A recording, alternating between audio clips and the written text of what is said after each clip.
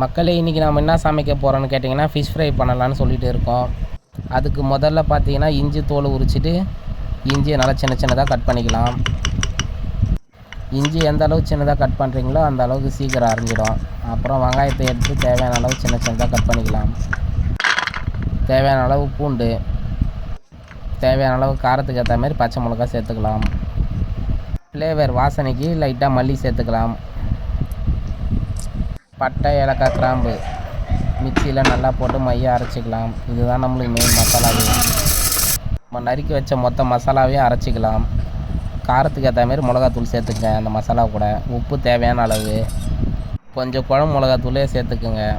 நல்லா வாஷ் பண்ண ஃபிஷ் சேர்த்துக்குங்க. மீனில் நல்லா மசாலா தடவி ஒரு அரை மணி நேரம் ஊற வச்சுக்கோங்க. இப்போ வறுக்க ரெடி பண்ணிடலாம். நல்லா பாயிலான எண்ணெயில் மீனை வச்சு ஒரு 5 நிமிஷம் அப்படியே விடுங்க. அது நல்லா பொரிஞ்சிடும். பொரிஞ்சதுக்கப்புறம் நம்ம சாப்பிட்றதுக்கு ரெடி பண்ணிக்கலாம். வாங்க சாப்பிடலாம்.